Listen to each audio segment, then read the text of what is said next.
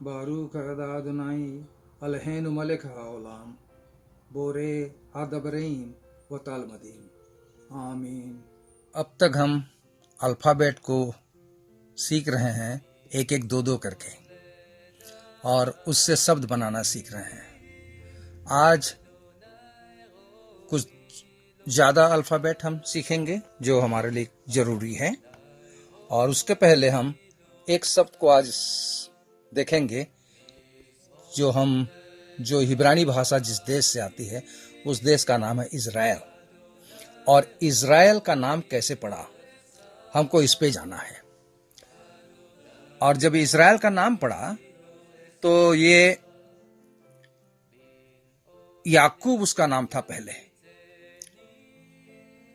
और याकूब को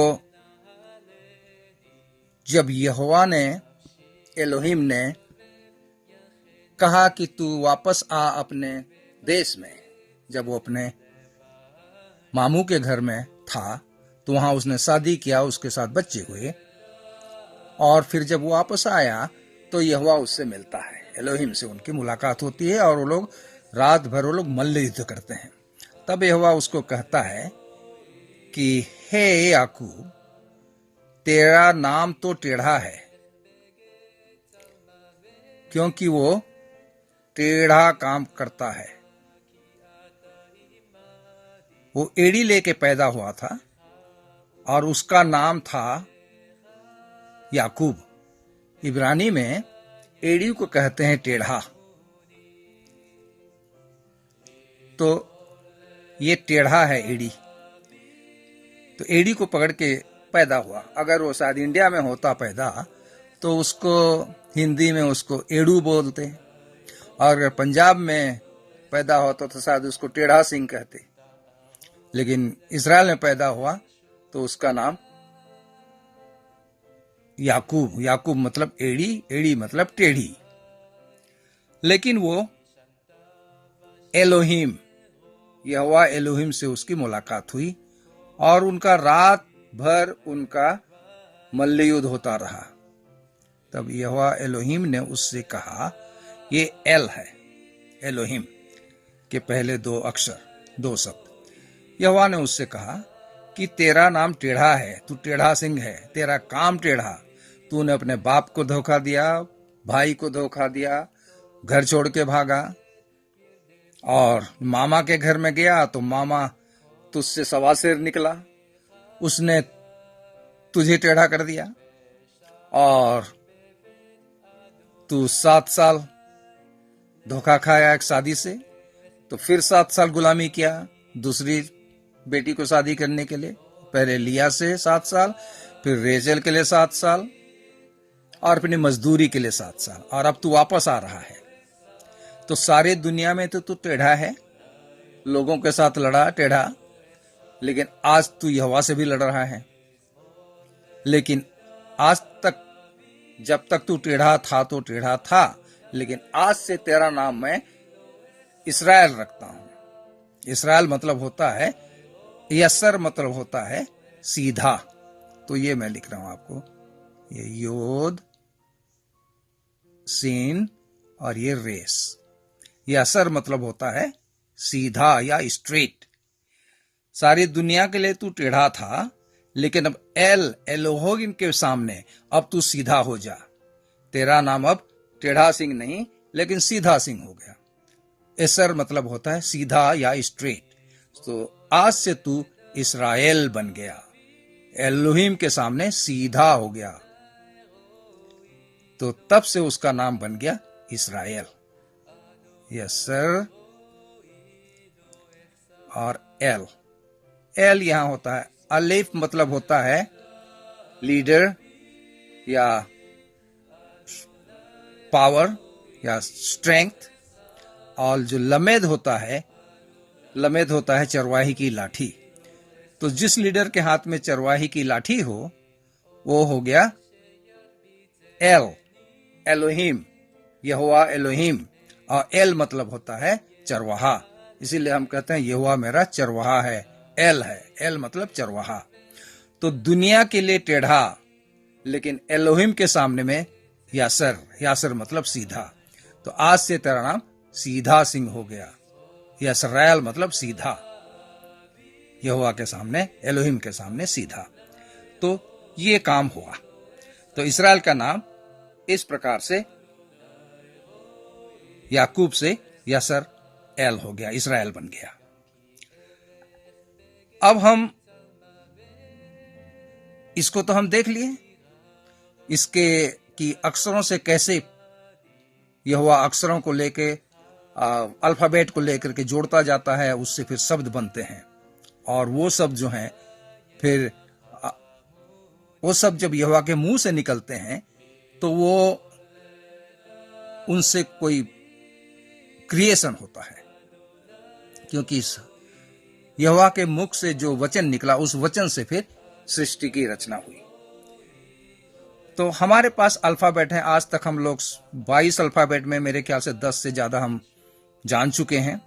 आज कुछ 4 अल्फाबेट में विशेष बताऊंगा जो हमारे लिए जानना जरूरी है।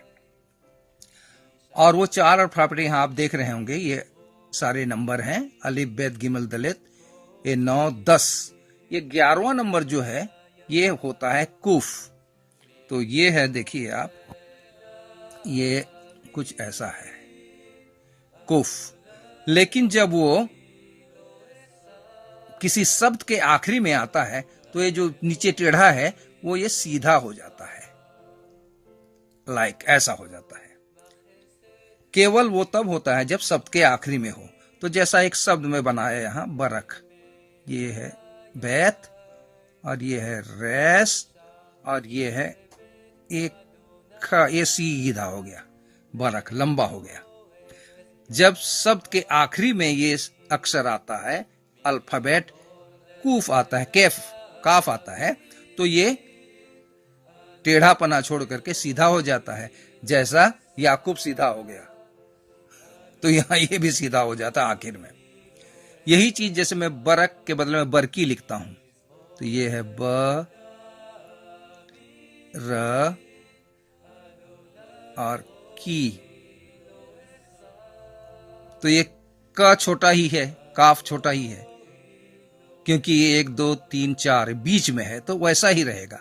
लेकिन अगर आखिरी में आ गया तो इसका रूप जो है ये सीधा और लंबा हो जाता है।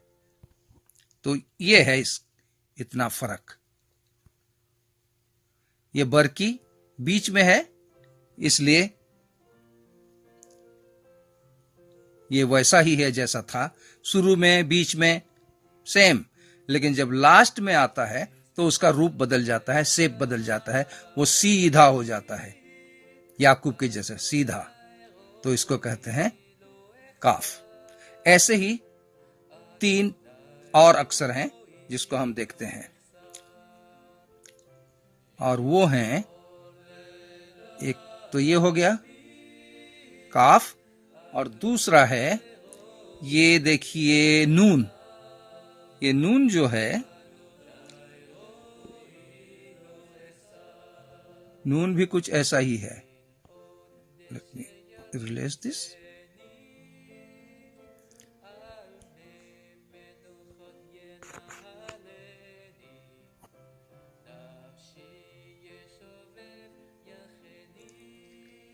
ये नून कुछ ऐसा है, काफ जैसा है तो छोटा है, ये ऐसा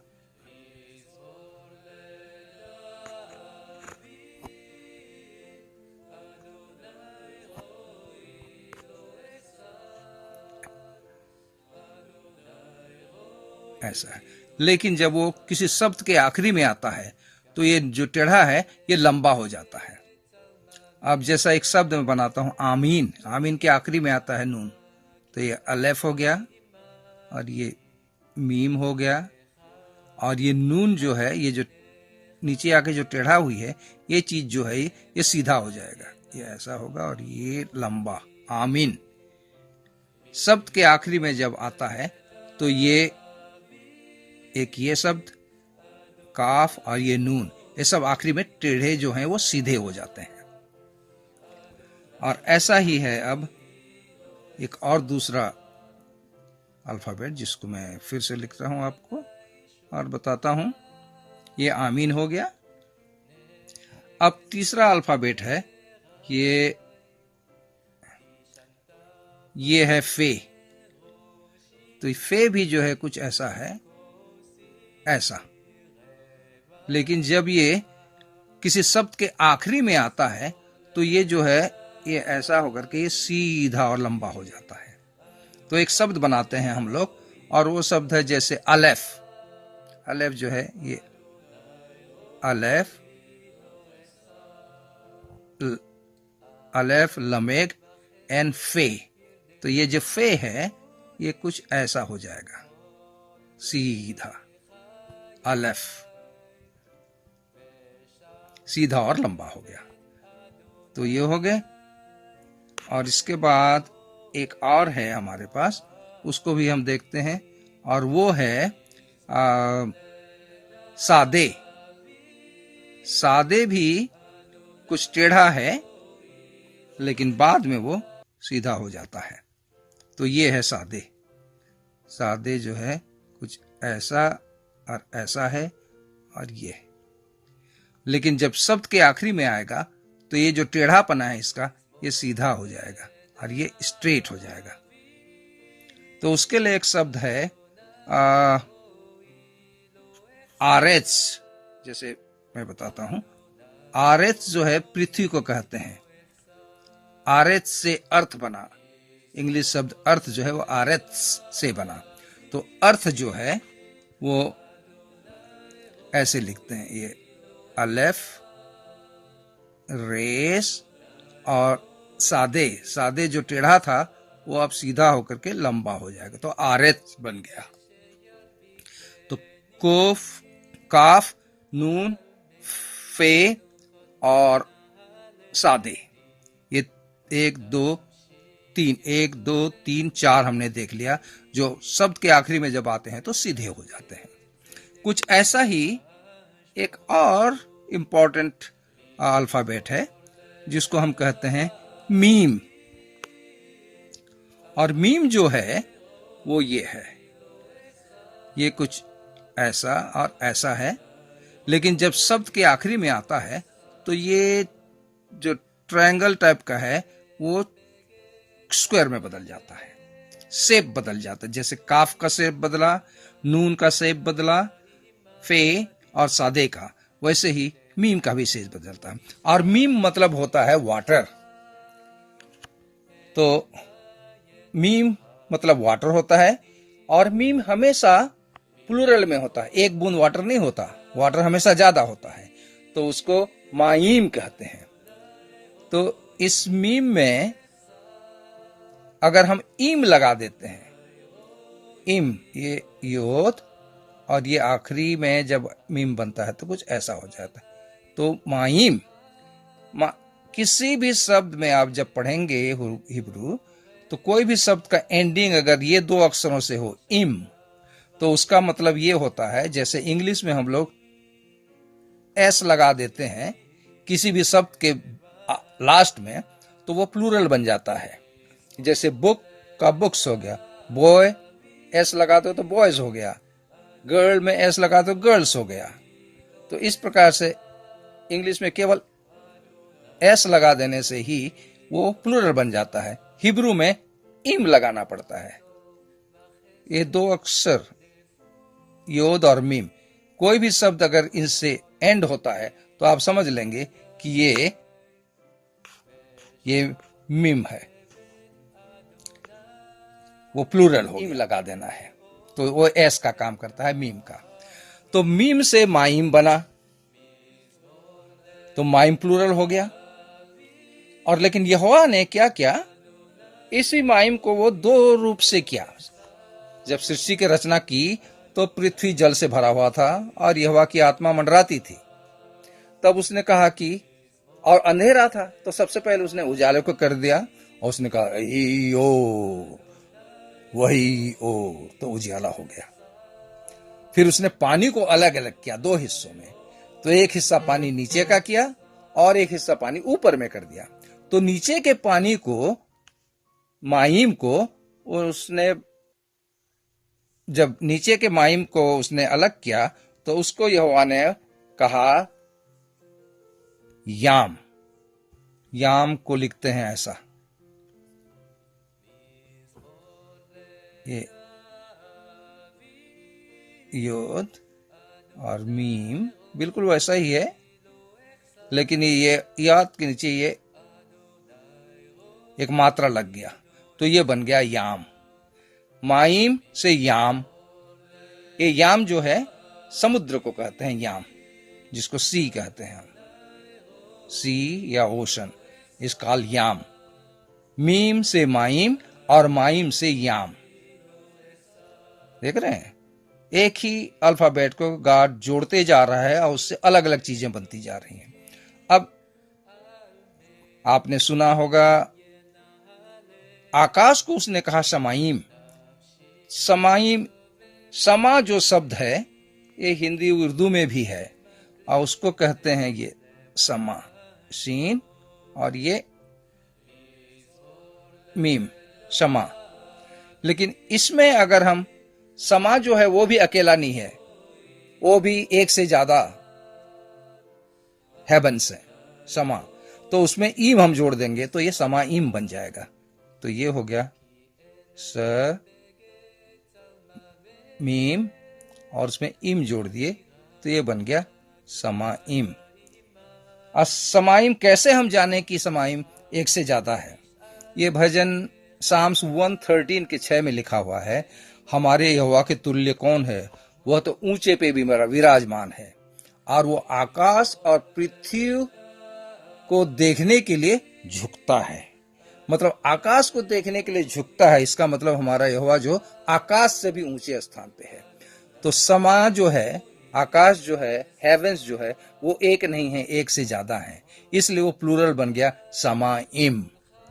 सो मीम से माइम और उससे फिर समाइम और याम बन गया समुद्र।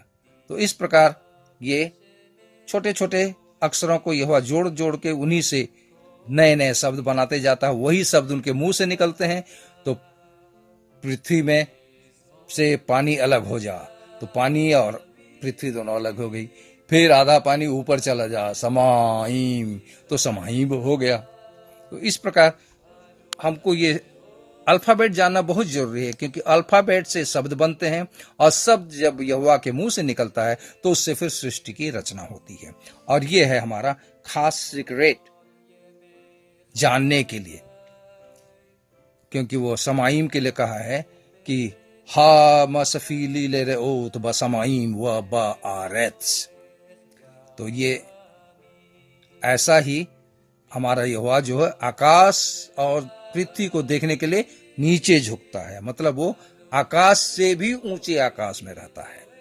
सो this are the things we have to know about our God, हमारे एलोहिम, कि वो कैसे एक एक अल्फाबेट को लेकर के उससे शब्द बनाता है और वो शब्द जब उसके मुंह से निकलता है उससे फिर सृष्टि की रचना होती है। तो ये 4 अल्फाबेट आपको जानना जरूरी था कि उसके रूप बदल जाते हैं जब भी किसी वर्ड के आखिरी में आते हैं। तो एक और चीज है, जैसे हिंदी, इंग्लिश, दूसरे हर भाषाओं में वावल होते हैं और वावल होते हैं AEIOU। जैसे ए हो गया, AEIO और U। ये चीज हिब्रू में नहीं है, तो बगैर इसके हमको शब्दों को पढ़ना है तो ये थोड़ी मुश्किल होती है, लेकिन हम उसे पढ़ सकते हैं। अब वो कैसे पढ़ेंगे, उसके लिए उन्होंने कुछ मात्राएं बना के रखी हैं। तो ए और फिर कैसा कुछ डॉट्स और ऐसे डॉट, फिर ऐसा डॉट्स, फिर कहीं कहीं ऐसा और ऐसा, और फिर 1 2 3 डॉट्स, और कहीं कहीं तो वो ऊपर में भी आते हैं dots. So this is how we have to know. अक्षर जो हैं उनके नीचे जब ये डॉट्स और डैश होते हैं तो उसके अनुसार हम जान सकते हैं कि कैसा हमको उसका उच्चारण करना है। अल्फाबेट्स के के नीचे जो बिंदुआं होती हैं उनसे हम प्रोनाउंसिएशन करने में हमारी मदद होगी। तो उसके लिए मैं आपको एक चार्ट दे देता हूं, जो चार्ट बहुत इंपॉर्टेंट है। ये आप देख रहे हैं, इसमें ये है आ, ए, ई, ओ, उ। ये आ, ई, ए, ओ, उ जो हैं, ये किसी भी अल्फाबेट के नीचे ऐसा डॉट, डैश और डॉट जब आते हैं तो इस प्रकार से ये उसके नंबर्स हैं। तो आप इनको जरा नोटिस कर लीजिएगा कि कहाँ आ है, कहाँ ए है, कहाँ ई है, कहाँ ओ एन उ। तो इस प्रकार से ये ऊपर नीचे दाएं बाएं जब ये बिंदु और ये डॉट्स और डैश लग जाते हैं तो उसके अनुसार हम फिर ए, ई, आई, ओ को हम पढ़ सकते हैं। सो आज के लिए इतना, और होपफुली आपके पास अल्फाबेट हैं और अल्फाबेट को आप याद कर रहे हैं और लिखने की प्रैक्टिस कर रहे हैं। और अब अल्फाबेट के साथ साथ ये अल्फाबेट में जो मात्राएं लगते हैं उसको मैंने आपको दे दिया, ए, ई, आई, ओ, उ। सो इनको आप ध्यान दीजिएगा कि ये आपके साथ में रहे हमेशा, अल्फाबेट एंड दिस मात्रा। तो इससे हमको ए, ई, आई, ओ, उ पढ़ने में और प्रोनाउंसिएशन करने में हमको थोड़ी सी मदद मिले। So this is it for today. Please continue to practice करें अल्फाबेट की और मात्राओं की, और हम आगे एक दो और लेसन के बाद फिर हम लोग हिब्रू पढ़ना सीख जाएंगे। इट्स वेरी इजी, लेकिन आपको यह ज्ञान जरूरी है अल्फाबेट का और मात्राओं का। जब ये दोनों चीजें आपके पास होंगी तो हम आसानी से उसको पढ़ सकते हैं। तो नेक्स्ट लेसन तक के लिए लहित्रोत। Adonai Vaismarekha, Yar Adonai Fanavalecha, Vehi Khaniga, Isa Adonai Fanavalecha, Isi Malecha, Shalom, Shalom, Shalom.